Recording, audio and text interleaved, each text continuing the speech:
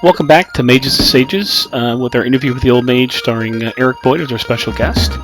In this episode, we talk about the North and the impending Orc Horde, draconic empires, draconic languages, names, were-dragons, and we do include an audio question from Spike Murphy. We also get into the gods and stats and the gods' followers. And great question about, does metal talk, and are there places where metal grows like trees? And much, much more, including Eric's take on the phylactery of a potted plant.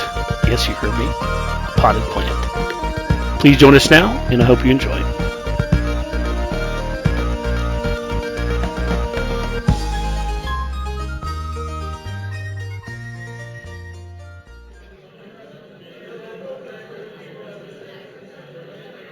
Because in many respects, the North is orc country, and the elves and the dwarves and the humans are just visitors.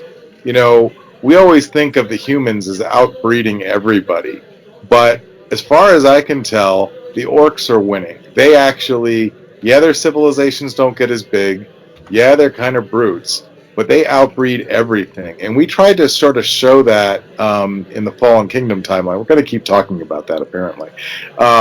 Where if you look at the if you look at the Fallen Kingdom timeline, what it is it's really just wave after wave of orc horde coming out of this direction, that direction, and the other.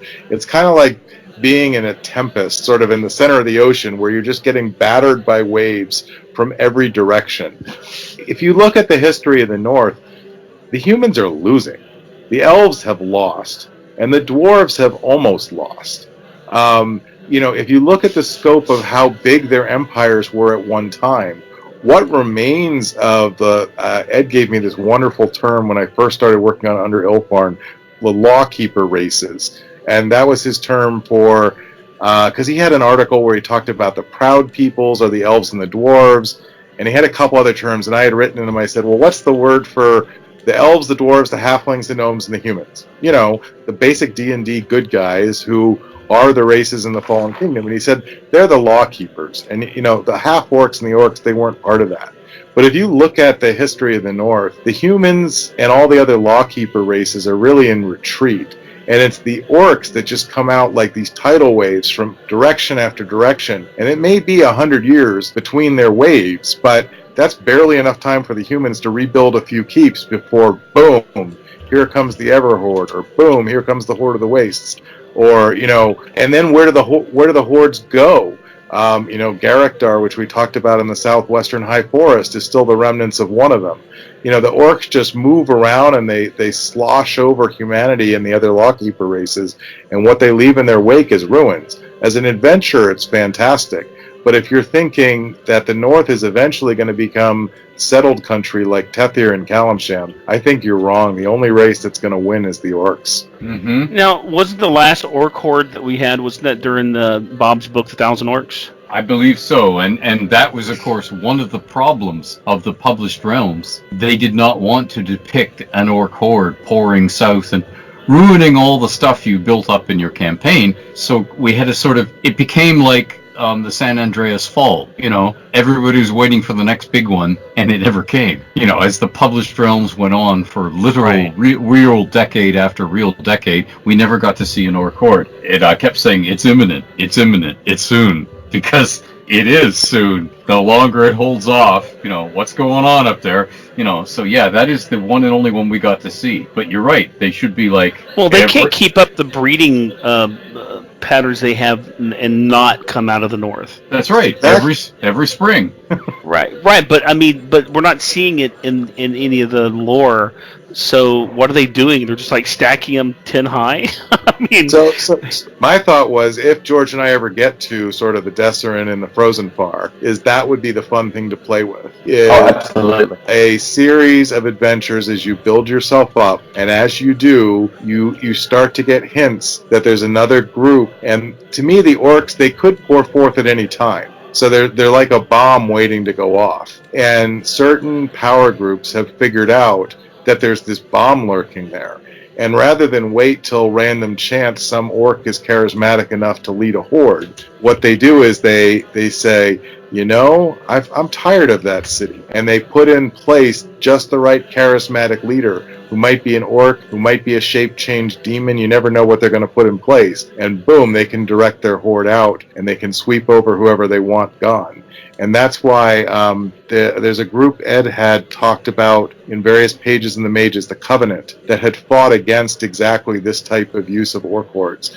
But I would love to see really do it right, do a whole campaign that leads up to you barely mustering the defenders of the Lawkeeper races against a huge and tremendous orc horde that just pours out of every mountain range in the north. Are we going to see another alliance like we did between Old Mini Arrows and Gertie? Old? I can't remember her last name.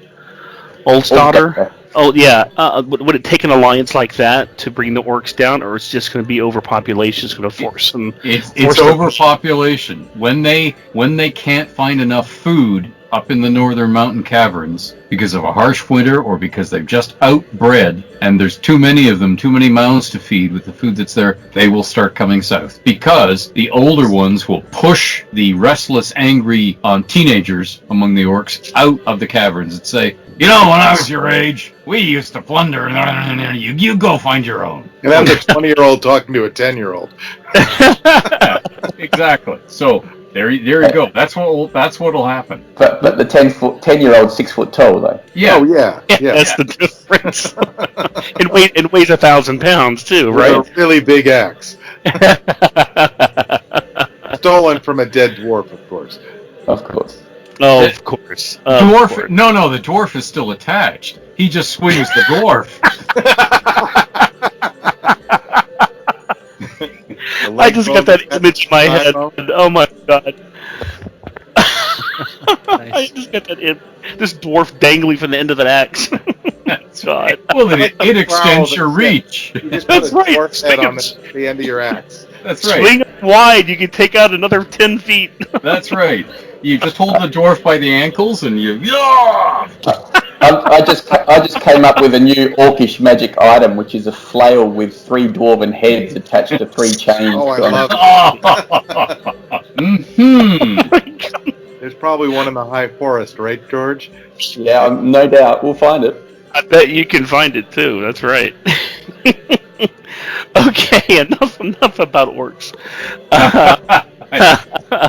There's never enough orcs. Oh, that's true. That's true. We'll write it and we'll talk about it next time. How's that?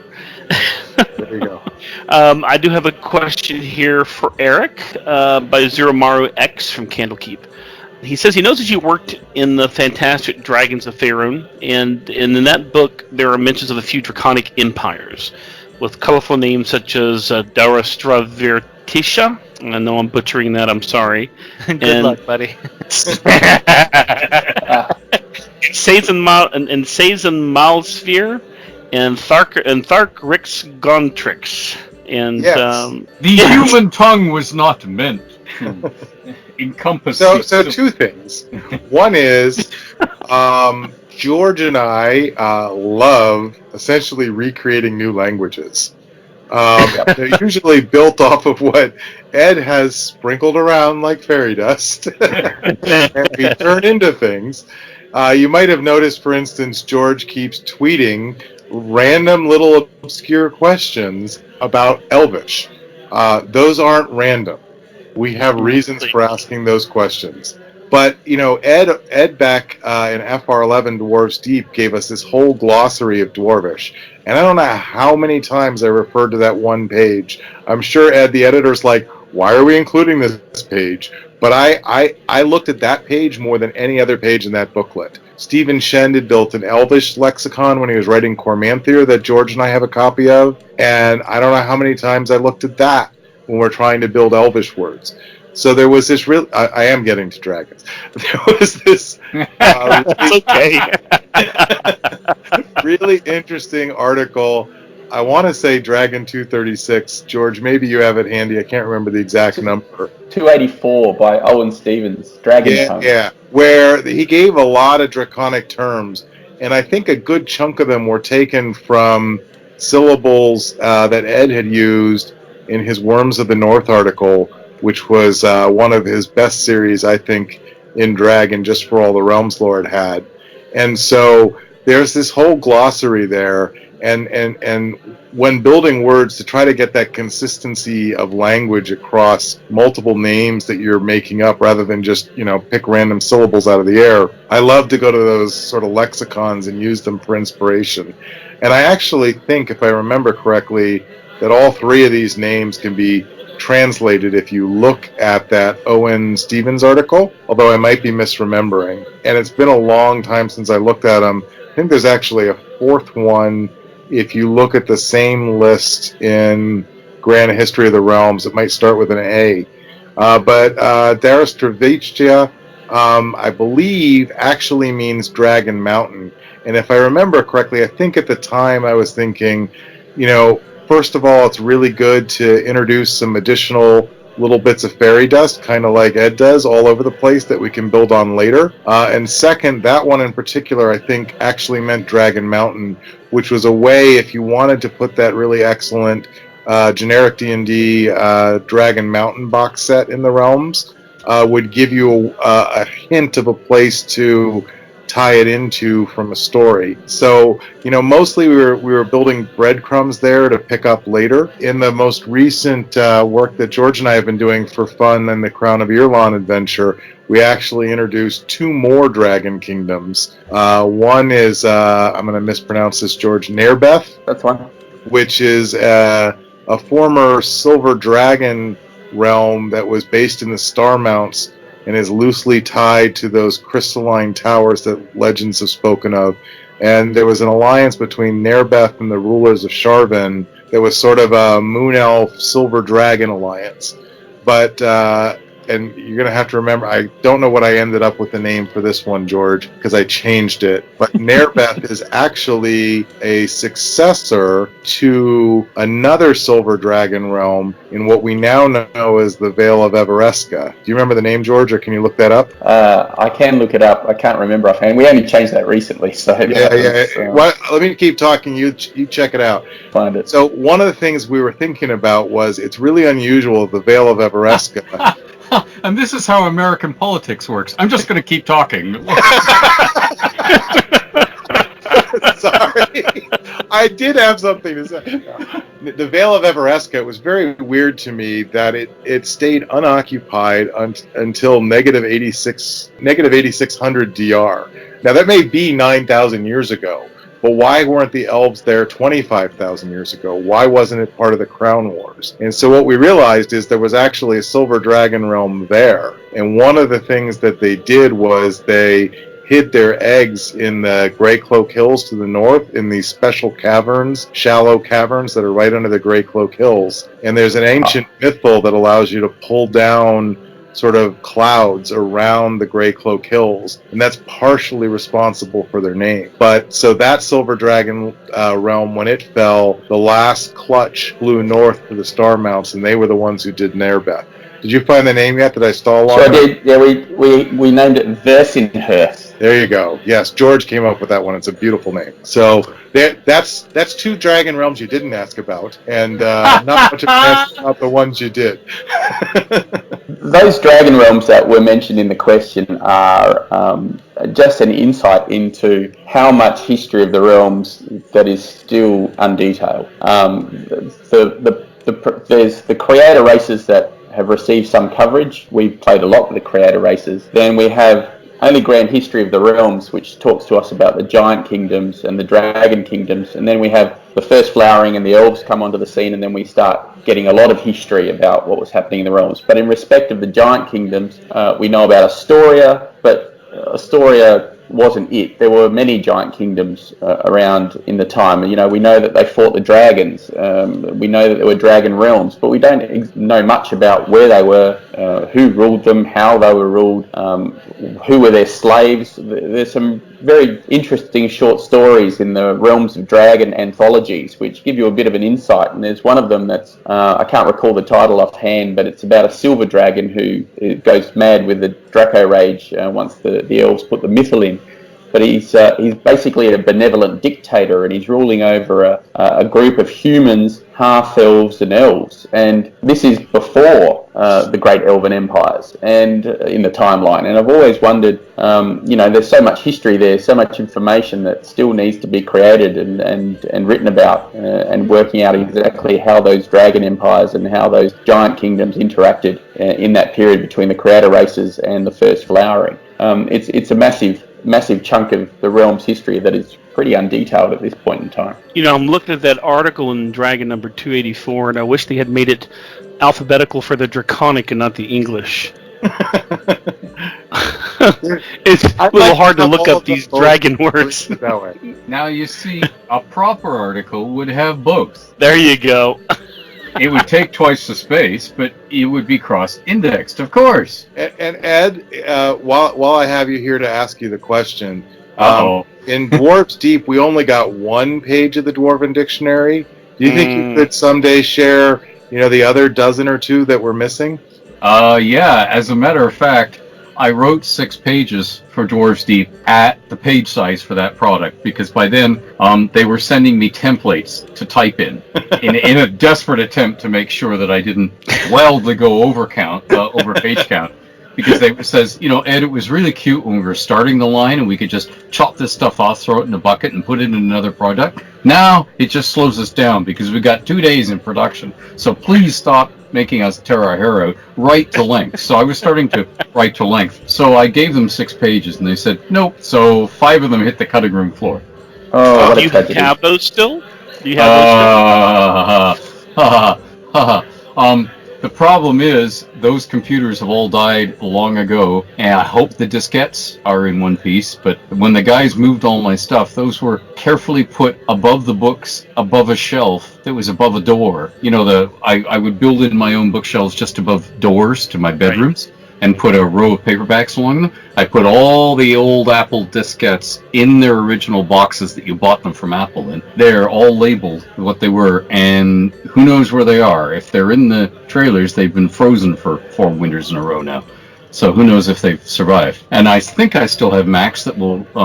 there are 16 old Macs in this house, and I think most of them will still work in terms of reading stuff off disk drives. Right. And...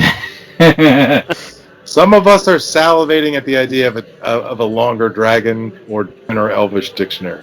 No, absolutely. It would help me in what I'm working on also. So. And there's an entire unpublished New Adventures of Volo called Gnome Talk. An entire New Adventures of Volo. Yes. I asked him for that article years ago, and the computer he knew it was on died as he tried to boot it up. So it's still floating. Yeah. Oh yes.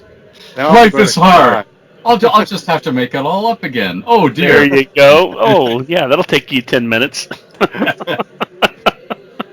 Well, there's actually a second part to that question. Will you answer the first part?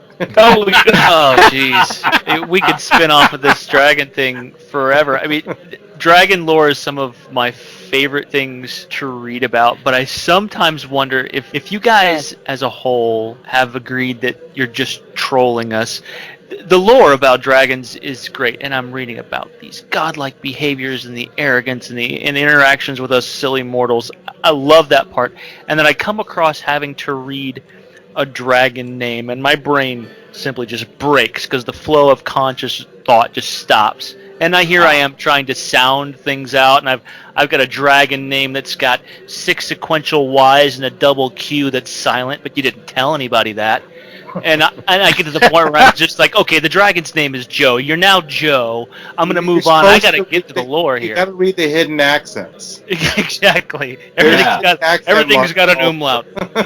Actually, first of all, Gary and Len Lakofka are to blame for that because they established the style of dragon names. Okay, mystical 52 syllables. And make sure there's a guttural stop and tongue to the roof and the mouth flick in the middle. But they also established something that the later TSR editors edited out with scalpels. Every dragon that has regular contact with humans, including chewing on them like cloth, has a human use name. Like, remember there was one called Mr. Rothgley's short form is Mist. I think that was from Dragonlance. But anyway, all of them had a long name, which is their own, which they do not want humans to be easily able to pronounce. And they all had a nickname, like Joe, except I didn't want something that was modern, real world. So they would have a nickname like Old Armor, or and that most of them made it into Worms of the North, whatever their nickname was, and that's what humans would call them. The problem is, editors tend to take those out. What they should do is put the dragon's real name right at the head of the article, put in brackets, commonly known as Old Snout, and then for the rest of the article, use Old Snout. And then we'd all be, oh yeah, it's Old Snout. It makes sense. And then the only time that really impressive name comes out is if you're trying to role play the thing face to face with the player characters, and you're doing the Smaug versus Bilbo scene, and it's going, "Foolish mortal, do you think that you could sneak into the caverns of Yarpadolf and not awaken?" And of course, exactly. When I was a kid, there were these two singers who were still alive called Flanders and Swan, and they used to do comedy songs. And there's one of them. I'm not going to sing it because if we do, I think we have to pay royalties. Okay, because it's a song. But the line is by it's hard to say holy makata lukitata utata chi chi chi chi, but in Tonga that means no. If I ever have the money, is to Tonga I shall go. Or there are lovely Tonga maidens there. I'd love to make a dance. And by the time they've said holy makata lukitata, it is usually too late. It's the song lyric, and of course that whenever I come across one of these dragon names, that flashes into my mind, and I go, yeah, they are ridiculous, aren't they? Well, Ed, you gave us an insight into draconic names in your old Worms of the North article series. Mm-hmm. I think it was in issue 245 of Dragon, Lamarantos, the Claws of the Coast, and you gave us a little aside into draconic names and how you dealt with them in the realms, talking about how some dragon names echo famous names of other dragons, names that have, caused fear, and names of legends, so they could trade off other dragons' notoriety, and you mentioned that a lot of them like to keep their names secret, obviously, in terms of magic and not being enslaved or anything like that, and so used those little human short names like Mist or whatever. So, the law's out there in terms of what you should name your dragons and how you should go about it, but it doesn't make it any easier. Those dragon names are hard. I remember when we were doing Dragons of Faerun with Eric, we had Eric, because he had a lot of spare time, decided to do a list of every single dragon ever mentioned in the Realms lore. And when he casually mentioned it to him, I had a chuckle because I'd already started a list and had about 10 pages worth, and I said, "Sure, here we go." Here they are. There were more. There were more. there were always more. Then we spent the next month tracking down all the other ones. I just came up with a perfect new curse spell, guys. Are you ready for this? Yeah. The dragon begats, just like the Old Testament. Oh dear. Oh no. You go through the chapter and verse of every single dragon from now until ancient history, and so begat so and so. It's the perfect punishment spell. So actually, one of the things I always liked about dragons, and I'm just going to call her Sharp Fangs because, that other name isn't meant for humans anyway. So that was a blue dragon down in the Shun Empire area who sort of was one of those recurring foes over centuries who impacts the shape of nations. To me, one of the cool things about dragons is to not just think about the dragon themselves, but their horde. And I had this idea that I had started writing up for an article that I never ended up submitting to Dragon. But then when I got to write Dragons of Faerun, I stuck most of the ideas I had in the appendix. Was if you really have a dragon that lives 1,000 years, and they're picky about what they keep, and they keep the relic of this group and the crown of that kingdom, that, if and when some hero actually kills the dragon, the aftermath could be worse, because all of a sudden every single one of those things in their horde is like sacred to some random evil group that's gonna march. And so the adventurers have this great adventure. It culminates with the killing of the dragon and the rescue of hundreds of different lost items that are inspiring to various groups. And all of a sudden, you have a Knoll horde on your eastern border and an Orc horde on your northern border who are like, well, I need the sacred shield of whatchamacallit, and I need the sacred spear of Yenau. There's that. Just the very act of unleashing the dragon's horde could be more dramatic than fighting the dragon themselves. So dragons, to me, not only play sort of a power force of their own, just their absence can create chaos and confusion in the realms. And war, of course. And there you go, a potted campaign. You heard it here first. Exactly. Okay, so let's get to the other part of that question. On that same vein, what can you tell us about those dragonborn communities in the Dale Lands near Asimbra that are mentioned? So I can start that. This is about around page 100 of Dragons of Faerun, but I'm actually going to turn it over to Ed fairly quickly. Uh-oh. Because it's actually Ed's creation in the first place, and let me explain why. So, Dragonborn were one of those races that sort of came later that we had to figure out how to weave in in a way that didn't stick out like a sore thumb, let me say. Because the question is, if a new race all of a sudden is up, is where have they been? We've been here for 25,000 years. Where are their ruins? Where are their dead kingdoms? That sort of thing.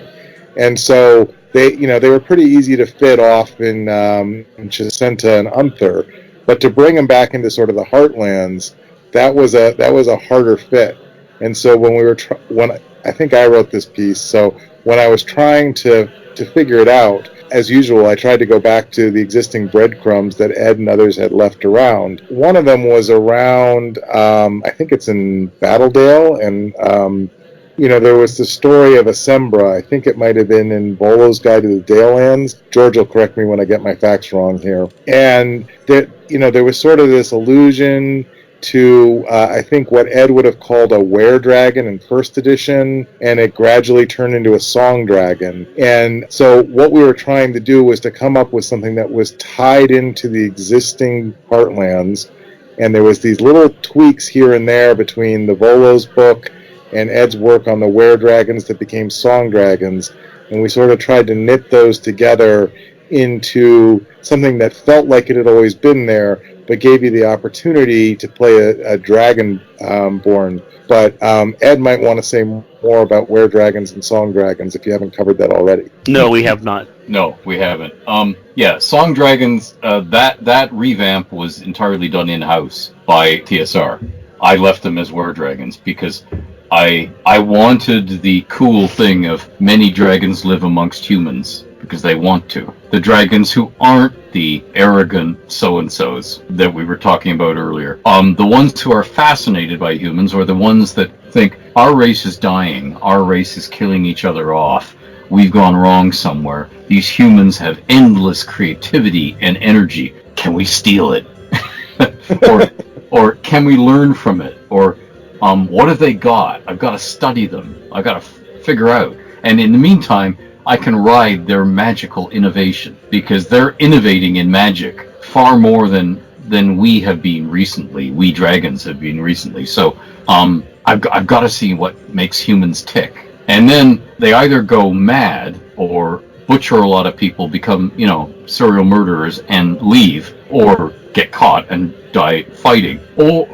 And those sort of ones that go mad and can't handle it are the ones who are true loners. They don't like human company in a prolonged way. They can't handle it.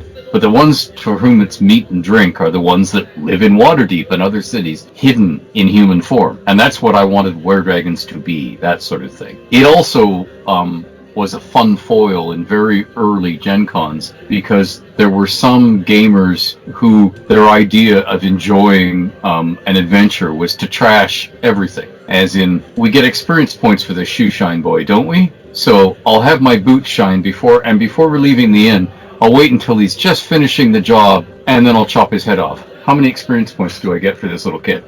You know, and they would do that all the time. So I said, okay, so this next lady who's bending over, lifting the washing from the wash tub to hang it, and you boot her in the rear end and think it's funny, will turn around because she's a were-dragon and blow you away. You know, Thank God. You know. So I would, and that was the other thing that they were used for. Now, that's where the were-dragons came from, and that's the sort of bit I'd like to add, as opposed to getting into all the stuff about Assembra and Battledale and the Ghost Holds, because there are so many NDAs piled up around the Ghost Holds, because TSR had plans to do a series of 32-page modules set there. They had plans to license it out for a computer game, because they thought, Ghost Holds, that's a cool name. Yeah, we can have all sorts of new ghost monsters. There can be ghost everythings. You know, ghost cockatrices, ghost wyverns, we can come up with new ghosts. We can have ghosts of ghosts. Yeah, that'll be cool. Meaning, how original. Yeah, well, what it means is the computer gaming company could do whatever they pleased and not have to follow the rule book. You know, they could do whatever they could do with polygons back then. You know, it was quite primitive by today's standards. Computer game program, they could do anything they want rather than being constrained by saying, well, that doesn't look like that in the monster manual. You know, they could, no, it's different. You know, they could, but anyway, because of all that, there are NDAs just heaped up around that area, and it annoys me, because I would love to have more scenes from novels set in there, because there's all these. It's like if you ever were a kid and there was nearby a ruined, abandoned, overgrown, stately home in the forest, you could just walk in and out of, because all sorts of tramps and earlier kids exploring had broken every window in the place and gotten in, and they could tramp all over the place, and the forest had gotten in, and there were mushrooms growing on the floorboards and everything. And I wanted, like, okay, here's a whole, like, settlement of these. And of course, monsters are lurking in them, who are waiting for the people who come to, root around in them. And you could always fall through a rotten cellar floor that nobody'd fallen through before and find yourself in a dungeon, which might even connect to the Underdark. Oh-ho! So we had all these ideas in store, and the NDAs are small, close to home. Here, Ed, remember that. Yeah, I know, but they're piled up. They are just piled for the Ghost Holds and Assembra, Battledale in general. So anyway, there you go. I cannot say anything more. I could neither confirm nor deny. So one other group that's sort of like what Ed was talking about worked in the City of Splendor's Waterdeep. I don't think I invented the group, but I can't remember what obscure reference it was from, called the Confluence, which was sort of associated with a bunch of steel dragons in Waterdeep. So, it's a different take on the whole were-dragon or song dragon, but it's the same sort of feel of the dragons lurking among humanity and manipulating them. Just different flavors depending on where you want to go with your campaign. Yeah, and Erin Evans later formalized the games that dragons play and put them in her books. But before she did her take on it, which I really like and is really good, we had this rude idea in the realms before the D&D existed, that dragons were manipulating the humans. Some of they were doing to get food and breeding stock. I don't mean they were eating the humans. I mean they were getting the humans to breed more livestock than they needed, because the dragon was going to come along and munch fairly often. But humans didn't know that that sort of thing.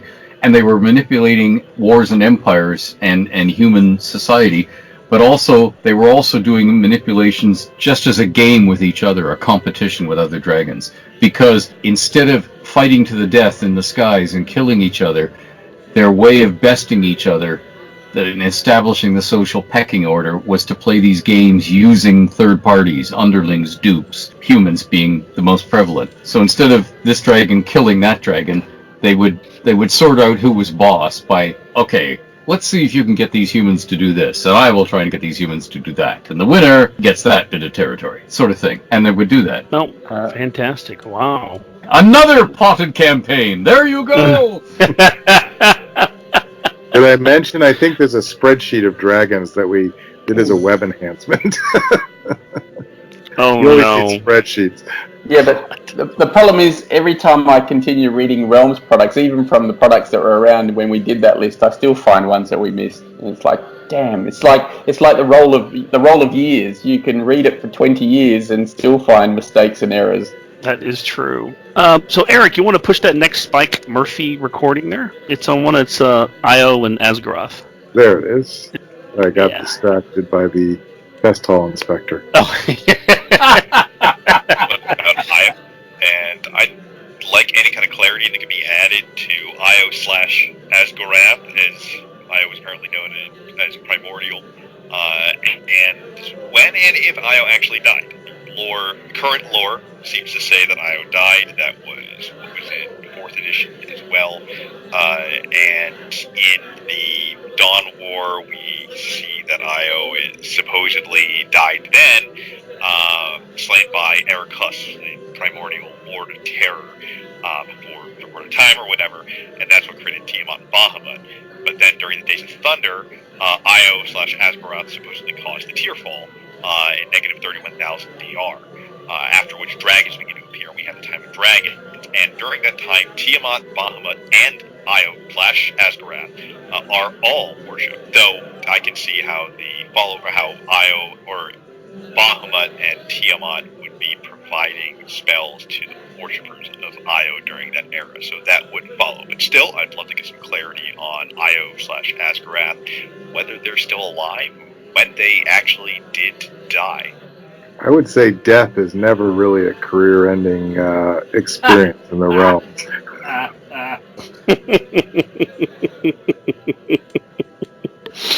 Was there anything you can add to that? Dragons are mythic beasts. Dragon pantheons it's sort of like one more level removed from the truth. There are a lot of interesting stories about the dragon mythos, and more than most mythos, there is a lot more apparent contradiction amongst the different stories in the dragon mythos than there are in a lot of the others. I say apparent because my feeling was I loved playing with the bits of the realms and trying to weave them into coherent stories. But particularly when it came to the gods, I almost took the opposite approach, which was to tell multiple conflicting stories, because that seemed more deific to me. That there's no consistency to it, because the point of the stories is not truth telling. It's to instruct and to preserve the culture and to shape how the race that worships the god acts. So whether the story is true or not is less important than what it says. There's a lot of interesting stories down in Unther about Tiamat's origin, about Marduk, about the Sumerian and Babylonian mythos, and you go to a different part of the realms and you're going to hear a different origin story for Tiamat or Bahamut or Io or anyone else. And so that very confusion to me helps sort of make the gods more mythic and less relatable. We, if we have access to George, can eventually figure out every last detail of the history of Neverwinter, formerly known as Eagerstor. But we should never be able to really understand the history of the gods. At least that's my take. I don't know, Ed, maybe you have a different one. No, I agree wholeheartedly. How would mortals know if Io Asgaroth was alive or dead? How do they know any of this stuff from minus 13,000 DR? We know it from lore handed down to us and what others say, and we have to trust that those others are telling the truth, or got the story right, or heard the whole story in the first place, and have no axe to grind. No, they're not trying to add a moral to the story or push us in this direction or that direction, and saying, so that's why you should eat your Wheaties, at the end of the story. And we have no way of knowing that. So, yeah, they can and should be unreliable. And I can see that's the reason why you wouldn't want to have stats on gods in a Pantheon book, because it kind of brings it down to the level of the player. You want them to be bigger than that. Yeah, you don't want a player to say, as I have heard a player say at a gaming table, oh, but that god can't do that. Really? They're a god. They're a god.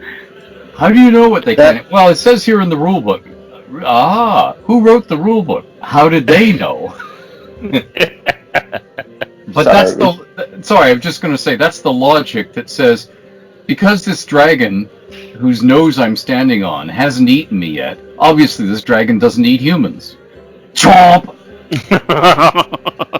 But it's a tendency of us as human beings to I'm getting all metaphysical here, but it's a tendency of us to make the gods in our image. We make them like humans, and we give them human thoughts and ideas and urges, and it's a very Greek thing. I'm of Greek background, so I understand these things.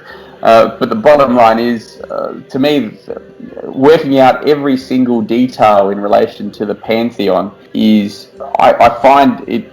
I can't understand the gaming utility in that, in terms of someone's campaign or the way they would play that. I mean, everyone plays the game they want to play. I understand that perfectly, but I would be much more interested in knowing the history of the ruined keep on the road that I'm about to explore, rather than the history of the god whose dusty altar I find in it. Because you can have a history of the priesthood, you can have a history of their religion, you can have milestones in relation to what's occurred with their worship, but knowing the ins and outs of every deity, I've always struggled with that concept. I think it works better if there's mystery, if there's flexibility, if there's an opportunity to make that god what you want it to be for your campaign. Because gods move in mysterious ways, to quote the scriptures, and the bottom line is, you might not want your Sylvanus to be a squeaky clean, neutral god of nature. You might want him to be an aggressive protector of nature who actively fights against civilization, and that's where those brilliant heretic cults come into religion, and that's where I find the religion fascinating in the Forgotten Realms, when you have all these different heretic cults and organizations and groupings all pulling in a different direction. I loved in Ed's Prayers from the Faithful the write up for the magic book of Ilmater, which was a stark look at that priesthood, where you thought they were all wonderful priests helping others with suffering, and no doubt shouldering people's burdens and healing them, etc. They were a nasty bunch. They were killing each other to get access to this particular item, and there were different viewpoints within that particular religion about what it was for and who was supposed to control it, etc. And those are the things that make interesting reading and interesting campaigns and stuff you can game around. Knowing what Ilmater's thoughts were on the issue is probably immaterial. I mean, the way I think of oh, go ahead, Eric. The way I was going to say it is, without making any implication about modern religions, what's interesting is the history of the Catholic Church. No one tries to come up with the history of the deity of the Catholic Church. And so, getting out of real world religions and back to the realms, to me, what's interesting is the history of the people who followed the deity more than the deity themselves. Which is why we'll never date the Dawn Cataclysm.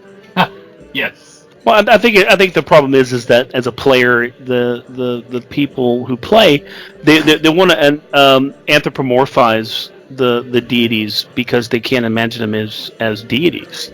How can they be endless in power? How can they be able to do anything they want? And I think that's why they kind of lose the aspect of the whole fantasy game, and they do that.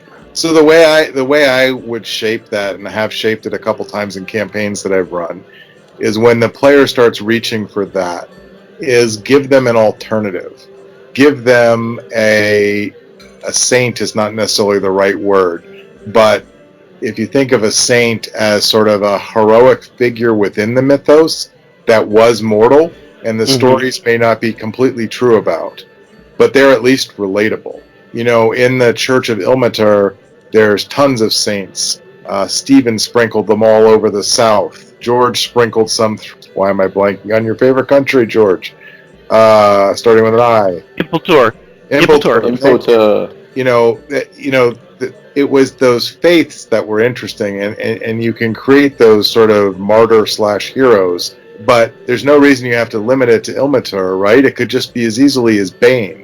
So rather than sort of bringing Bane down to earth, pick some ancient warlords who were high priests of Bane, and were, they were truly executing the duties of the faith when they were, conquering vast territories and enslaving the populace.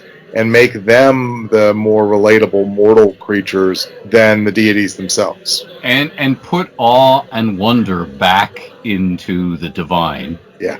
By having, and I did this back in second edition days in one or two of the products. I had manifestations, meaning when you pray to the god's not going to show up and say, "So, my son, you have sinned," or whatever. Instead, the altar will glow, the rosy glow of Lysander, and it will settle on the head of the person who is favored, or it might even move across the room in the direction that the god wants you to go and search for something in. Go east, young man, sort of thing. Or another, a manifestation of another sort. Like it is a moonless night, but you're praying to Saloon, and moonlight is suddenly all around you. From where? There's no moon. Sort of thing. And you do those sort of things, and you do them as a dungeon master, describing things at the particular moments in play that are either moving to the players, emotionally moving, or that are creepy, as in it reinforces the fact, the gods are always watching. Uh-oh.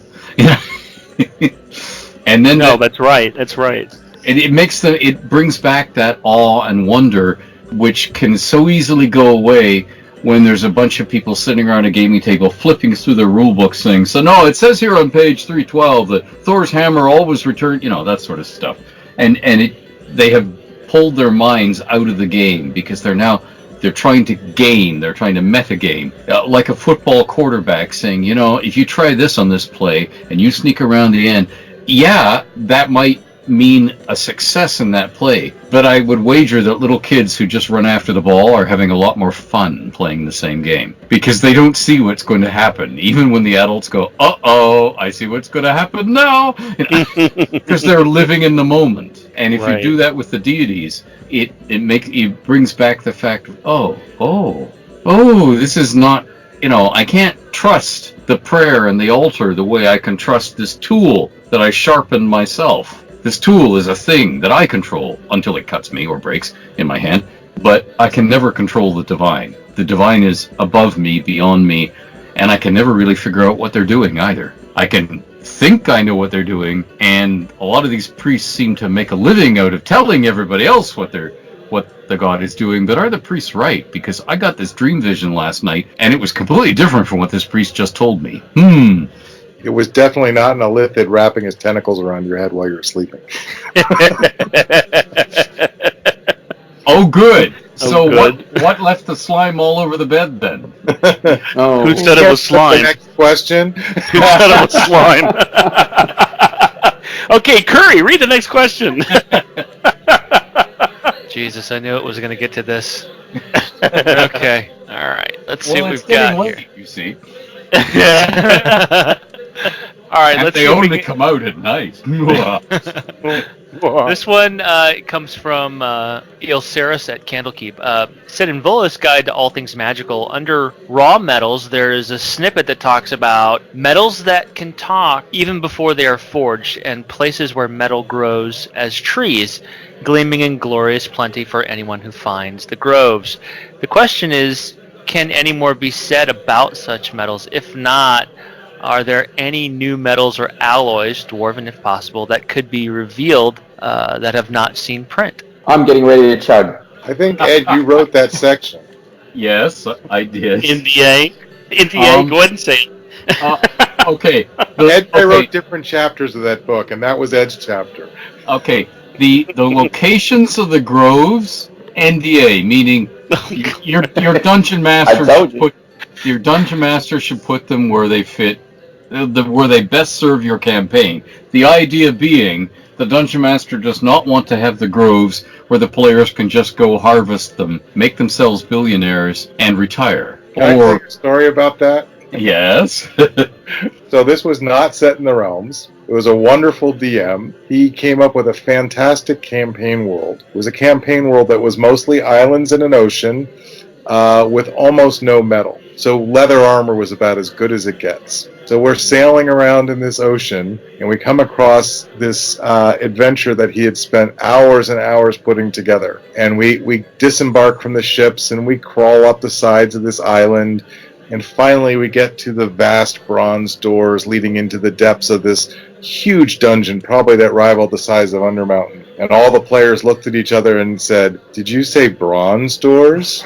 Right, that's exactly what happened. All the doors didn't go in the dungeon, sailed back to town, and made ourselves lords who lived the rest of our lives off the profits of selling the metal. Yep. That's why you don't tell the DM where the groves of metal are. Yes. I like that. The other part of the question, I recently wrote up 2 new alloys, and I think tweeted about them. I can't remember where. It might have been on Facebook. I sent them to somebody who needed new alloys. It might have been for an adventure. It might. This might be something that I can't talk about. I don't know. I can't remember. My poor brain is turning to tapioca. No.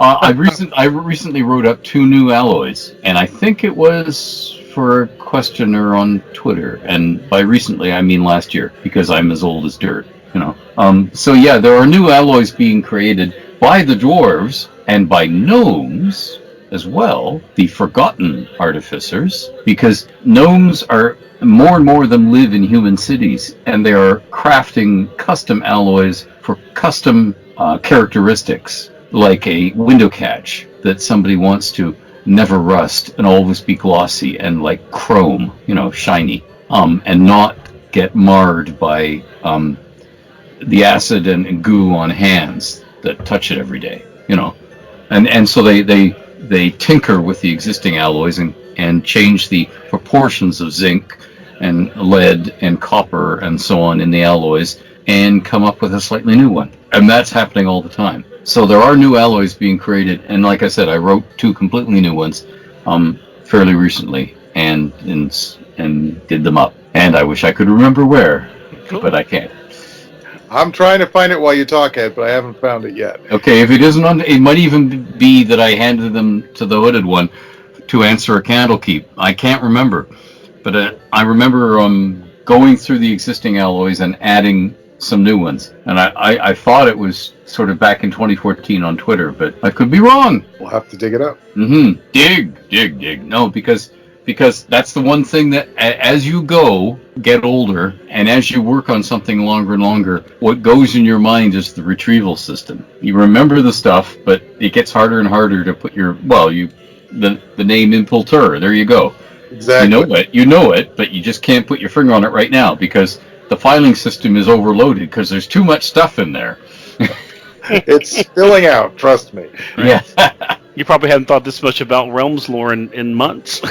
It had been a while, and then recently all the High Forest stuff has been flooding back. Oh, that's good. That's good. Is there more to that question, Curry? There is. Oh man, there's several more in this series. That was question 1 of 4. Number 2, from the same person. Mystere, the Drow Wizard, and his large band of Varunite Drow in the High Forest. Here we go. Where do they come from? How are they surviving amidst so many elves and the fey creatures allied to them? And what are they up to in the 1370s? It's really complicated because it got touched by a lot of products. They appeared briefly, if I'm remembering correctly, in Elaine Cunningham's Lyrial stories. Yep. And then they abruptly moved in the 3rd edition Realms campaign setting into Cormanthier, if I'm remembering correctly. I'm sure George will correct me when I get it wrong. And I believe I explained the portal that they left the High Forest in Faiths and Pantheons. I think I detailed an abbey with a portal in the basement or 2. The Abbey of the Sword. Yeah, so there's a portal in the basement of the Abbey of the Sword that leads to where they were in the High Forest, which was roughly south of the Lost Peaks, and they fled. And they are now making merry in the High Forest, and I mean in Cormanthier, and they may have even shown up in the article I did in Dragon Magazine, sort of summarizing where things had gotten to by about 1375 among the elven folk of Cormanthor. But in terms of what they left behind, they had an arrangement with an elven lord of House Amakisar, which is a house of rogues with a strong base in Evermeet. That they were essentially drug runners as well, bringing drugs up from the Underdark for him to then turn around and sell to the various noble houses. And once they departed, they kind of left him in dire straits. And there's an interesting creature called a Verdant Prince. I think it's in Monster Manual 4 from 3rd edition, who's a fey creature who grows up very quickly, the son of an evil dryad and a human of some sort. I'm going to forget the names that we discovered, George, but there was a certain Waterdavian noble, a young scion of one of the noble families, who was hunting up in, what's the name of that place? It starts with an N, George? I thought it was like something's hold. Noanar's hold. Noanar's hold, that's it. And he figured out the game the wizards behind Noanar's hold were playing, so they dumped him in the woods. He had to find his own way home, and like most lucky Waterdavian nobles, he managed to do it. And on the way, he only sired a few bastards, one of whom is now that Verdant Prince. he was an Artemil of that Waterdavian. Yes. So there's a place called the Oscopan Tangle in the High Forest that the Drow used to live in that is now inhabited by dark and twisted fae who have a route down into the Underdark to procure various illicit substances, which they then carry up, and there's a little deal struck between this noble of the Amakisar family who's living in tall trees and this Verdant Prince and his minions, and that then sends the illicit goods on to Evermeet and Evereska and other places with many noble elves. So even though they're gone, they're where they used to live is now the scene of much activity. I think I got that right. Yeah, we had Mistire and his group all leave the High Forest and go to Cormanthor through the Abbey of the Sword Gate in Battledale. And you wove in, as I can see, we called it the Heart Gate, which was very interesting. It was opened with song magic. There was finally a drow who was able to master song magic who could unlock the portal, which allowed the drow to go from the High Forest to the Forest of Cormanthor.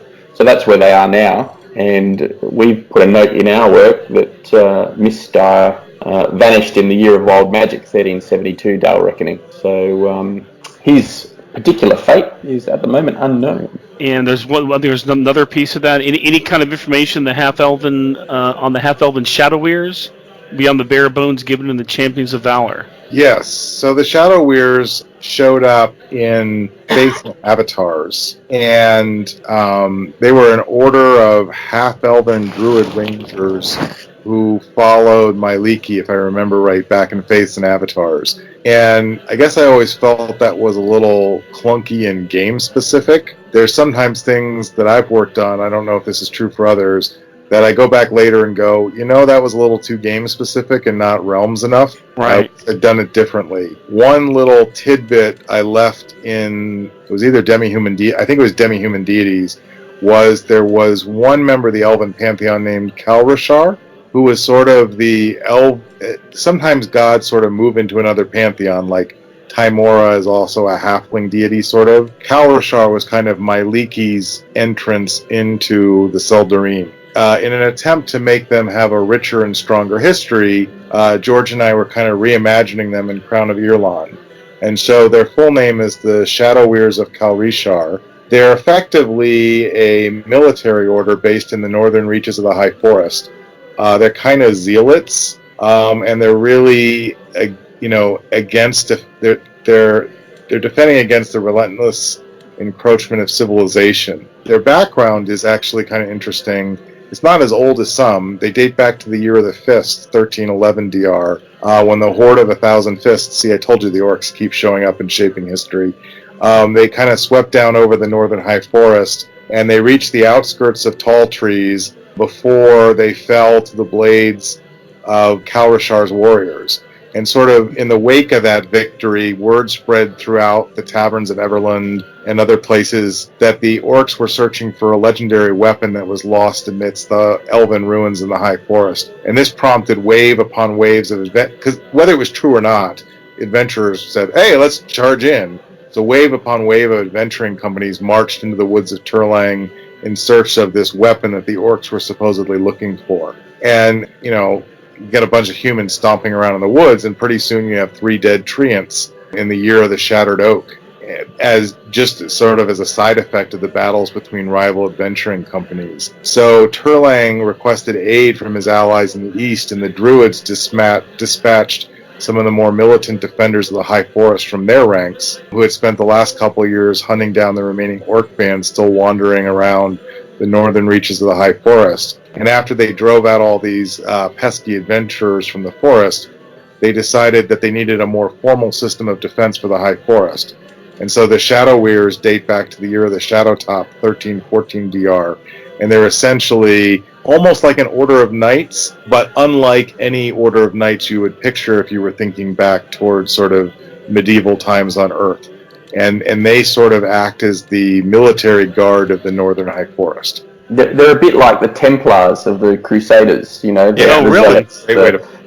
The sort of the really hardcore element that looks at all issues from a very narrow perspective. Their main focus is to defend the High Forest against anything and everyone, and that might mean that they give short shrift to power groups that normally they would be allied with, a la some elements of the elves of the High Forest who they don't think are doing the right thing or aren't doing enough to protect the High Forest. So they're effectively zealots who are, have got one big agenda and they pursue it relentlessly. That would be an example even of just taking your own work and trying to refine it and build it and weave it into the realms more and more. Because that was one of the early ones that I felt like it kind of stuck out a little bit like a sore thumb. How do we make it richer? And we did a little bit in Champions of Valor, but George and I have been having fun, and that's one of the groups that we've made a little stronger in the Crown of Beerlawn adventure. Now, is that one that's going to come out or has already come out?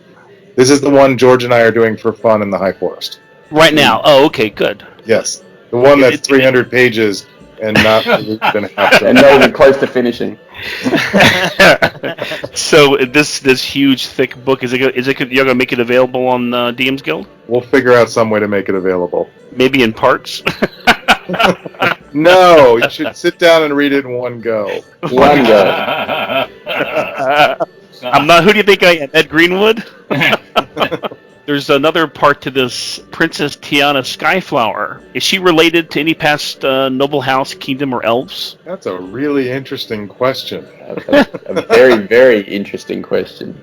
You would think that if somebody called themselves Princess and they showed up in FR5, which is the original source on the High Forest, that George and I probably couldn't ignore that reference.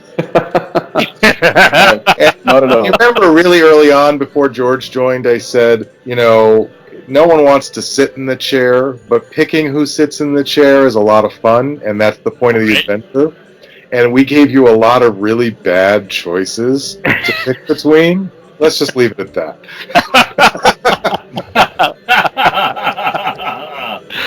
Okay, so we'll leave Princess Tiana Skyflower to where she is then. Ladies and gentlemen, the first self NDA. Yeah. Oh, nice. I was wondering just how generous Eric was feeling. Not so, obviously. Everybody take a drink. We're good. I gotta save a couple secrets, George. No, I agree wholeheartedly. I got a feeling that you won't have any problem getting people to want to get this supplement of this adventure. So it sounds wonderful. It really. I know I'm going to get it. So we just got to finish writing it. Yeah. So the thing you need to do is everybody should regularly ask George how long till he finishes the write-up of House Caramule. Yeah, we'll get there. My social life has been impacting on my realm's writing ability at the moment. Stop drinking wine with your friends and get back to writing about the realm. I don't know how you stay sober, George. Every time I see a picture come to your site, it's wine. It's a gift and a disease at the same time. Well, it's because you're Australian, right? Yeah. I live within an hour's drive of 3 of the best wine regions in Australia, so it makes life easy in that respect if you're a fan of that particular beverage. You all know that George is a drow, right? Yeah, we've talked about this actually. I'm actually curious, George. What is the drow or the Australian word for sponsor? Sponsor? I don't know. Australian culture wouldn't recognise what a sponsor is. We don't have 12 steps. We don't have 12 steps unless those steps take you to a bar. The 12 steps from the bar to the bathroom, right? That's right. 12 steps to the pub. I love it. Well, here's an interesting one from Spike Murphy for Eric and Ed. I guess it could be for George as well.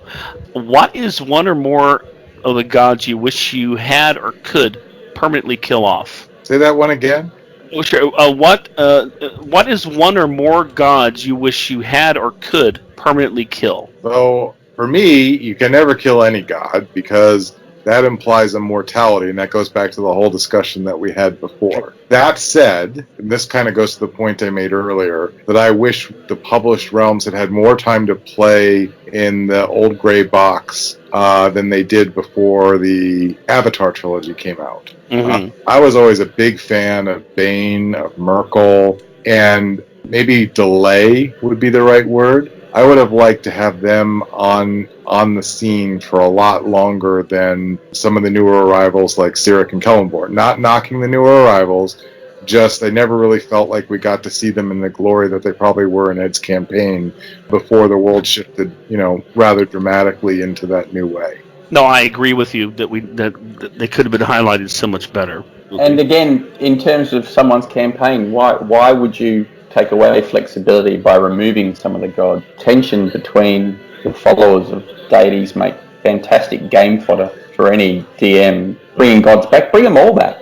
Bring them all. They've all got room in the pantheon. That's what makes the realms fabulous. It's the variety of things that you can put in, and you wouldn't exclude anything, and you'd want to include everything because that gives everyone an opportunity to riff off the information and come up with something that suits them and their campaign and their game and what they like reading about, and have fun creating stuff. That's what it's all about. I don't really like talking about game mechanics too much, but there was one feat that I invented in 3rd edition. I think it was in Lost Empires. I always called it the potted plant feat. You guys always, we talk about liches phylacteries as being these big mystical things.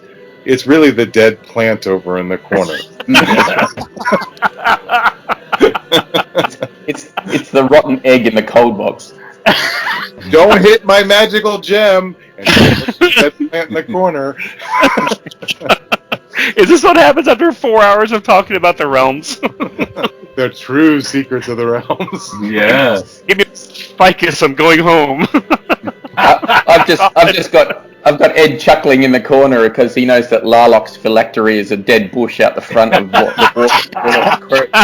the one the dogs all use, right? Yes. Well, you're killing actually, true realm story. Gary Gygax had one of those horrible little plastic trophies. The ones you got from a Cracker Jack box or whatever. That are horribly shiny gold dipped plastic and say "World's Greatest Dad" or something like that. And somebody said to him, "What is that thing?" And he says, "It's a phylactery." It wasn't. It was just, one of the knickknacks he'd shoved on his desk. But he liked it there, so he left it there. Anyway. So, another part of that God question, you kind of answered the one about highlighting, and you talked about Bane and Merkel.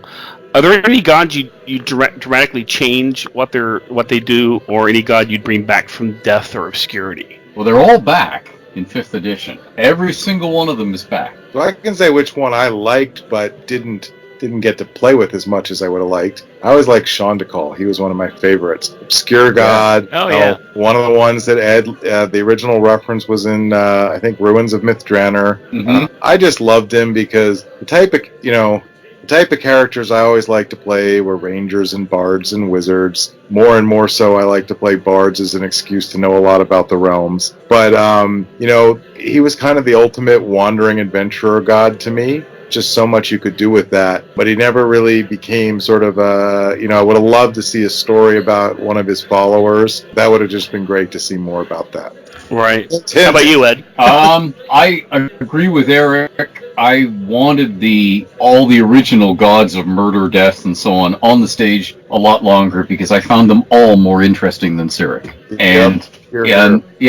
And I also thought, although I understood why TSR wanted to do the Avatar thing, and I understood why they wanted to highlight humans ascending into godhood in that, I thought that the way it turned out, again, took away some of the awe and wonder. Mm-hmm. Because I don't think any of the humans ascending into godhood were given the space in print of us going along for the ride of what's it like to become a deity. And I tried to work that into much later products to make up for that. In the first of the Sage of Shadowdale books, you have Mr. coming back, and before that, I had a scene in a much earlier novel of Mr. saying to Elminster, in effect, "Am I doing okay?" Yeah, I love that scene. Yeah, and it was because we never even touched on this. It's just sort of like, oh yeah, I'm fine. Now I'm a god. I can.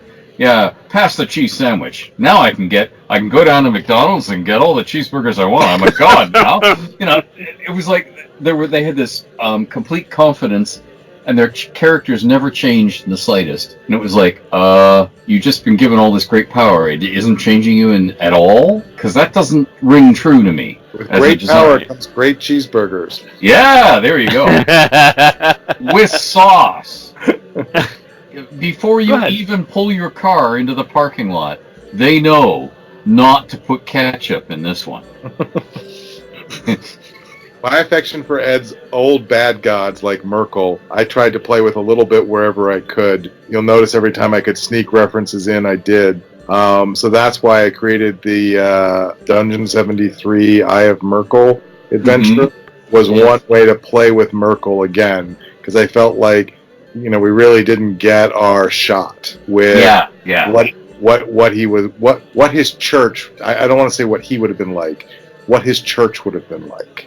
That's what I really felt like we missed out on, just like we did for Bane. So, my question would be: Would you call the Time of Troubles kind of like what the Sundering was? Well, the Time of Troubles was specifically brought in to explain the game changes from first edition to second edition. And it was something that TSR decided to do, obviously, because they thought they needed an in-game reason to explain why Narbondel no longer needs infravision to check the time in Menzo Beranzan. So things like that. I was always in two minds as to whether you needed a big event like the Time of Troubles or the Sundering or the Spell Plague to explain changes in the game rules and the game mechanics. There are a few obvious ones, like that example that Bob wrestled with in his Stritz novels in relation to Narbondel. But on the whole, things like Dwarven Wizards, you could say, they came out of the Thunder Blessing. You could say that they always had them. They just, dressed in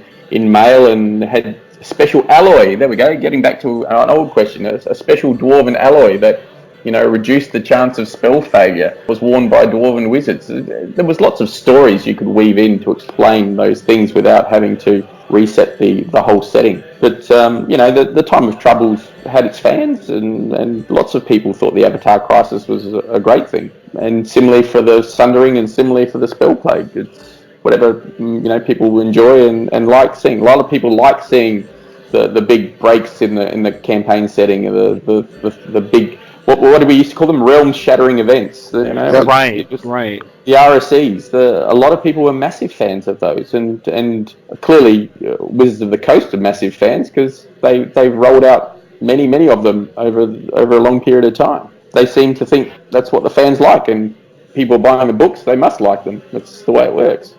The books are wonderful. I mean, I enjoyed the storyline, but like you said, like Ed said earlier, is it would have been nice to follow their transition or their ascension into godhood, and instead of just, oh look, I'm a god, here I am. I guess part of it for me is also, maybe this is the being a little cynical, but we've had 5 editions of the game, 5.5, however you want to count. There are always going to be rules changes. There are always going to be different ways to explain the characters. And so for me, I was never particularly interested in coming up with in-game ways to blow up the world to explain the rules changes, because there's another rules change coming down the pike eventually. Right. And so to me, it's much more interesting to, instead of deciding to tell a story, to say, if I look at what exists, what story does it tell me, and to go from there. And I think for me that we never quite got to see all the stories play out that were in the old gray box. I would have loved to see more. If you read through that wonderful rumors section, some of them are complete dead ends, and others, they just kind of weave this story and it was that rumor section, I think, that brought the realms to life for me more than almost any part of the gray box set. That's when I realized, wait a minute, this isn't static. They're not sitting around in their kingdom waiting for your players to show up. Stuff is happening whether you're there or not. You can go be part of the flow or ignore it, but either way, stuff is going to evolve in a careful, sensible, logical, historical way. And for me, that's why I like that aspect of the realm so much. And to go to the people who criticize RSEs, realm shattering events, I always pointed them to exactly that section of the old grey box, and to say, well, look, if Ed in his campaign had all of the Dale lands fighting with Lashan of Scardale trying to take over the Dales, and then threw in a flight of dragons on top of that, it's quite clear that there are significant things happening in the realms all the time. Sure, it might not be gods walking, through the streets of Suzale or anything like that, but clearly Ed always wanted the realms to be dynamic and a place that was moving and things were happening. And like Eric said, if you didn't participate in something, that didn't mean it didn't happen. It just happened despite you. And that's why it's always been a fascinating world, because things are happening. It's something you can insert a campaign into. I've always said, if I started a realms campaign, you'd start it in 1354 or something, and you've got all this history to play through. The time of troubles, if you decide to do that, only 4 years away, and you can set your campaign in whatever area you want, and that things are happening around that, and you can fold that into your campaign, and your players can be part of it or not, as their choice is.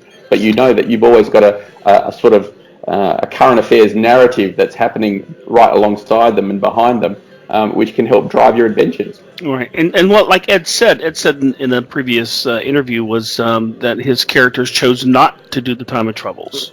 Yeah, they voted around the gaming table. Yeah. Right, and then to me that makes sense. But I guess I don't see the need for these huge events like the Sundering to explain game mechanic changes. It's just, why can't you put them in logically and make the storylines explain why you did it?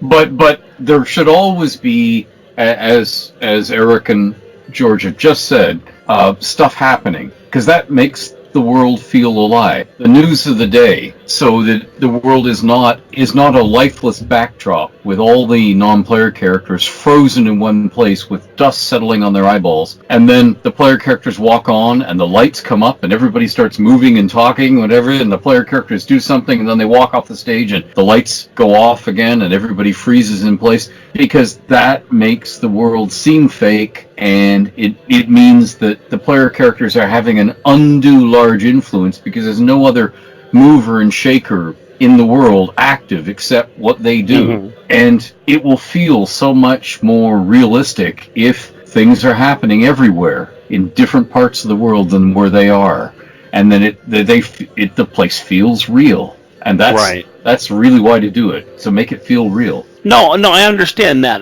What I'm saying is, I don't think they had to go through the whole major events to do those. I don't. I just didn't see the need for the Sundering or the Time of Troubles to throw the gods down, and now all of a sudden we don't have assassins anymore.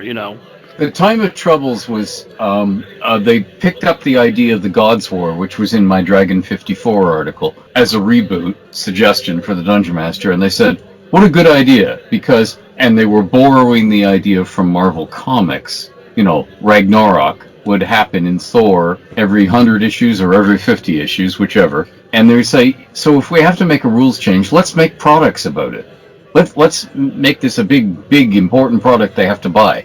And I rather suspect that was behind the Sundering, too. It was like, can we build this into a major series and, get bestseller status for all these books? That's always a two-edged sword, because if you are building up big events and making big changes, and Eric and I discussed this years ago when we were, the big time jump, you are hoping to attract a new audience, a jumping on point, and in the 4th edition approach to the realms was deliberately so they don't have to buy all these products and learn all this lore. They can just jump into this world and not have to worry about the backstory.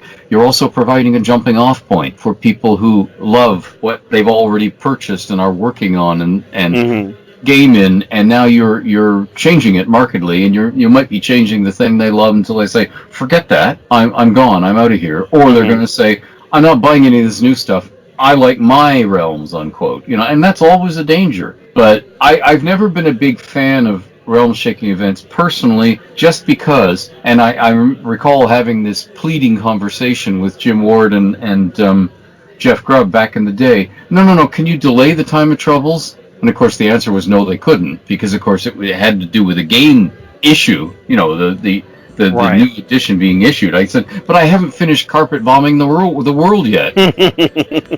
And Jim Ward sort of looked at me and said, what? But Jeff Grubb got it. Jeff Grubb got it. He knew I wanted to geographically cover at least all of Faerun, if not the other continents, with regional source products before we changed anything. And from that moment on, we had people saying, oh, but my player characters want to sail to this place, and you haven't detailed it. Yeah, I know. How come there's another Waterdeep product when you haven't done I know. Oh God, none of the Waterdeep product, hold on. Oh, I love Waterdeep products. I'm working away on Waterdeep lore myself right now. I love the place, but I also think to myself, why didn't all these other cities down the Sword Coast, not just Neverwinter, not just Baldur's Gate, but all of them, why didn't they all get box sets and source books? Why didn't they all get updated? And then I looked at the City of Splendors that Eric had to do, and I think he worked a marvel to get the maximum amount of useful lore into a book that had far too low a page count to cover the topic that it was trying to cover, in the same way that FR1, Waterdeep in the North, was way too short to cover the topic. Well, I could have written a book 10 times as long as that and still not invented anything new. Wow. But that was a good thing about that product, though, Eric, because you did actually put in a lot of new stuff in there and wove in a whole heap of isolated Waterdeep references that hadn't been dealt with in any of the other products. It's a great product simply for all the extra stuff that you did put in there. Yeah. Dawning products. I mean, you've got Ed's original FR1, which was, unbeatable, and then Vol's Guide to Waterdeep, which is one of my favorite books ever. And then you had Steven, who apparently got lucky and some accountant didn't know how to add. Yes. Yeah. Got to make City of Splendors, the box set, which, I'm sure cost them a fortune, but was the most amazing product ever. And then somehow, there was the 2 Undermountain books, plus the 3 Undermountain events, and somehow I had to fit all that into a book that was like 1/10 the page count of all of that, and throw a few new things in. It was daunting to follow in those footsteps, let me tell you. I have been told that they lost money on every copy of the City of Splendors box set. It was good. Yeah. It was still great. And if you had visited TSR at 201 Sheridan Springs Road in Lake Geneva back then, you came in through the main entrance, it had double doors, and then you hung a left and you were looking down a tiled room, at the receptionist, and you weren't supposed to go past her Is without this a an dungeon escort. adventure or an office building? An office building, yes. And on your left was the display case with all the little awards. And then when you got to the secretary, there was a corridor leading off to the left that led to the rest of the stuff. And there was a little window in the wall behind her. And there was a display diorama space behind that window. And they built the Adventurers Quarter as a model. And it sat in there. So you could look in through the little window and look at all the buildings. And that was really cool. To go there and say, "Ooh, look, a little slice of water deep. You forgot the pigeons and all their dung." And the secretary who, looks up and says, "Who is this weirdo?"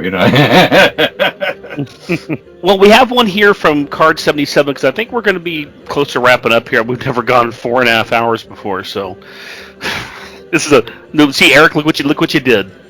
Until next time. Yes. And to tell you the truth, we haven't gotten through all the questions people had for you too. So to be continued, obviously. To be continued as long as you'll come back and see us. So It's been a lot of fun.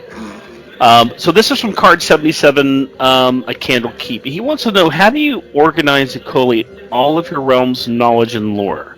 He says it feels like there's so much information that he can't possibly use it all and or organize it in a meaningful way. Well, first you have to get yourself a George.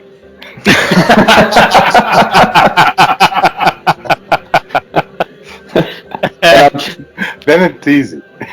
Do you rent yourself out, George? Look, I'll take a stab at this one because part of me is I really identify with this question, and it's something that I've often thought myself, because I can say it's not easy. That's the simple question. How do you organise and collate all of your realm's knowledge and lore? It's difficult. The first point is probably a trite one, but it's an important one. It's to have all of the lore, and that's not easy for many people, especially new people who just come to the Forgotten Realms. I was very fortunate to be a fan of the Forgotten Realms before the old grey box, and I think in the last podcast that we did, I told you my story about changing pages from the Mage's articles into Greyhawk material because that was the only campaign setting I knew about at the time. And I know Eric probably appreciates that because he was a Greyhawk fan back in the day as well. I still come across his old Greyhawk work that he did way back when in the mid-90s. It's important to have time back then. Yeah. It's important to have all of the sources, and these days we are lucky that in an electronic age, you're not going to have a shelf full of box sets, the City of Splendors and Ruins of Undermount and Ruins of Mythdraenor and all of those things, but you can get them all electronically. Yes, I do. You do. But the young 12-year-old, 13-year-old who finds a love for the realms is going to find it very difficult, and it's going to be a very expensive exercise for them to get all of those products. So the DM's Guild in that respect is your friend. Sure, it's going to cost you some money, but if you can find these products and download them electronically, first, you've got them in a very easy, accessible, portable framework, and more importantly, you've got a search function, which is just a wonderful thing. And the important thing about organising and collating all of that information is I'm a compulsive list maker. It's a terrible thing. It's one of my ways I keep my life in order. When it comes to the Forgotten Realms, I have notebooks that are full of dragons, sages, wines, cheeses, books, diseases, poisons, you name it. And the important thing is not to just write the name of the thing, you write the source where you found it. You have your own little shorthand, and you keep these things. And you'll find that your memory will say, yes, I do remember, I did scribble these 3 poisons down that Ed mentioned at Candlekeep on the website in this notebook, and you'll find them eventually. But it's important to approach the realms in a way that is important to you. That's probably the best way to describe it. You don't have to organise all of the realms' knowledge and lore unless you do work with Eric Boyd, who keeps asking you about all of it all the time. You could just working. Oh, George. If you're not working with Eric Boyd, then it's just as easy to say I want to know everything there is to know about Cormier, or I want to know everything there is to know about Imputer or Waterdeep or Halrua or wherever. And that's usually a far easier way to approach the realms. And then you'll find other interests, etc. But there is a lot of information out there that shouldn't be daunting to a new fan of the setting, because it doesn't matter where you start. It doesn't matter what is your thing, whether you like the gaming products or the novels or the material you find on the web or Ed's Twitter feed. It's just important to gather that information in a way that's accessible for you and to use it for your love of the realms. It's not easy, but it is a lot of fun, that's for sure. I would also add one more thing, and George is amazing about this. I have a fairly decent memory that something existed, and I can usually find it or talk to someone I work with a lot and ask them. But one other thing is when I do writing, and I think you can see this in Under Ilfarn Anew, I actually put out 2 versions. One was sort of straight up what you might like to print, and the other was annotated. If you note, in the annotated one, I footnoted, I used the words comment feature, but I basically put a comment with a reference to how I pulled the idea out for every single paragraph. And there's almost always a comment in every paragraph. And I actually did that for all of my turnovers over the years. They would always cut them out, of course, when they published it. But I would routinely turn in, every single thing I turned into Wizards would probably have like 1,000 footnotes. Detailing what my thought process was, and that the act of writing that down and what product and what page number did I pull this idea from, over time in your brain it kind of links it all together. So I would encourage people not just to read it and write it, but to read it and write it and reference it, and then over time that gradually knits the story together in your head, at least for me. Right. How about you, Ed? Well, what Eric has just described is what teachers say, particularly math teachers: show your work. Show me how you got to here. Show me the thinking process. And of course, to somebody who is studying how you design a world, that is gold. To figure out why you made the decisions you made.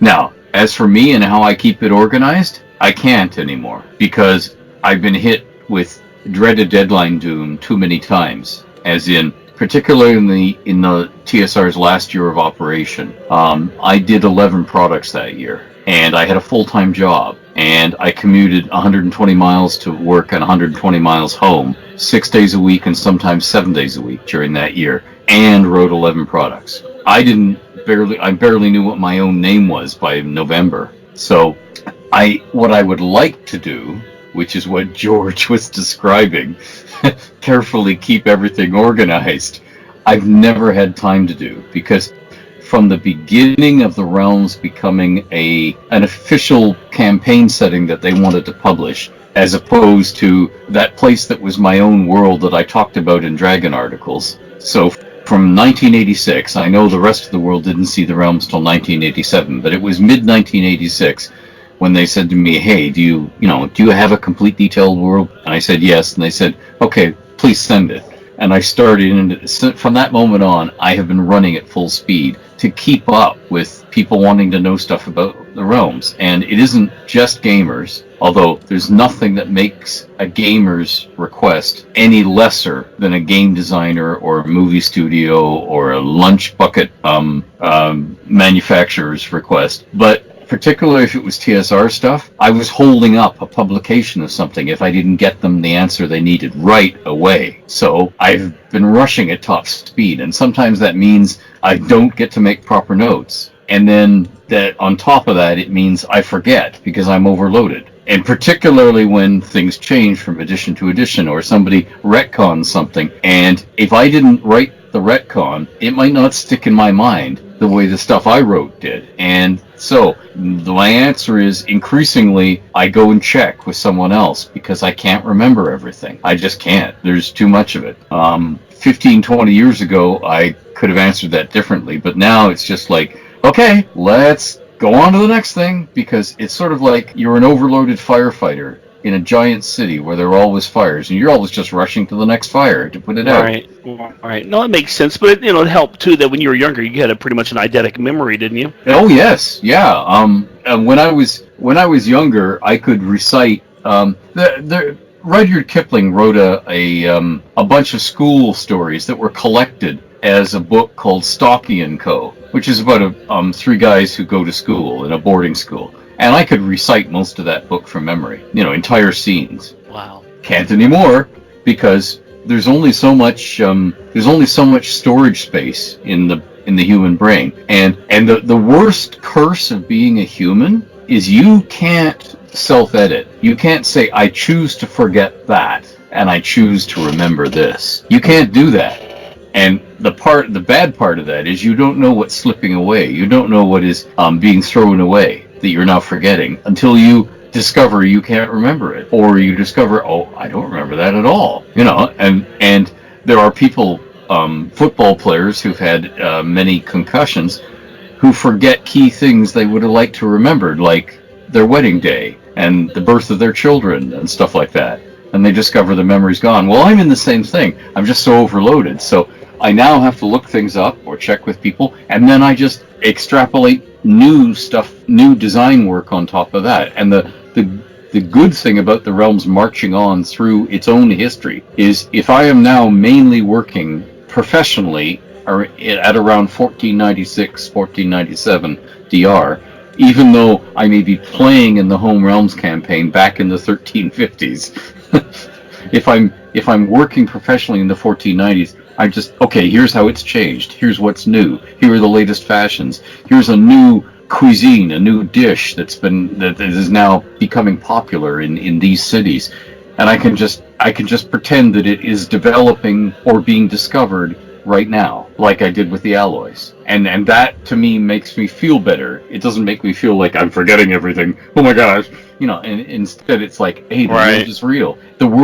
Our real world is too big for any one person to hang on to all of it in their minds. And yet, most of us, yes, some of us go bonkers and run amok in the forum with the meat axe, but most of us manage to live out our lives, and we do it by filtering out and not paying attention to what we don't need to. We try and grapple with what matters to us in our lives and what we can handle. And I do the same thing with the Realms now. For me, I'm always scared I'm going to lose something. I think I have 10 copies of everything, so, and all my stuff is on DVDs mostly, and I bet I have 10 DVDs that are exactly the same thing because I'm afraid I'm going to lose it. Mm-hmm.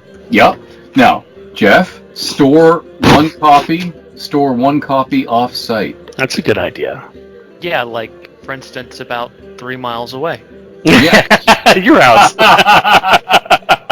No, but seriously, if you had a house fire or a flood, but if you put another copy of it somewhere, now, I mean, sometimes this doesn't work. I had a whole bunch of stuff stored up at my cottage, and there was a forest fire, and the cottages are gone, and all the notes and all the copies of old TSR games and other stuff are gone, but I had them in a different place than, and that's the other thing, when George was talking about how he kept them organized, for about $4,000 you can buy a shipping container, a reconditioned used shipping container. I have 2 of them parked in my yard right now. And you move your bed into the shipping container so you have room in your house for more books. There you go. Yeah, I seriously considered that, but no, actually, the guys moved all the books out into the shipping container, so I have a house again. Yes, I'm always afraid if I move myself into the shipping container, my wife will just phone a company and have me hooked up and driven away. She may lock you in that container and have it shipped out. There you go, yeah. At least have lots of reading material, right? Oh, yeah, it'd be great. Well, until I ran out of air. But I mean, yeah. Details. Don't Details, yeah. Details. Well, I tell you what, I think we're going to call it an interview for right now and pick this up at another time if Eric will be available. Of course. This was great. We should do this again. This was Eric, fun. Thanks for coming. This was almost too much, but not exactly. I had a blast. It was a lot of fun. This brings back old times for me. I really enjoyed it. It was great talking to everybody. Well, it's been a pleasure. And George, don't you ever pop in and say you're not going to talk to us? You know me. I profess not to want to talk, but I talk too much. That's what always happens. What a terrible waste that would have been. That would have been an absolute waste. Are you kidding? Because half these questions are for you, so you got to be here for it. And next time so I want to be on time. Also, George, you've got some emails in your inbox. Next time, I won't give you the wrong time. I'm so sorry. I can't stay. Eric's cracking the whip. I've got some Realms Lore to write up. So it's not easy. That's right. It's only like 2 or 3 in the afternoon there, isn't it? And he's done nothing all day.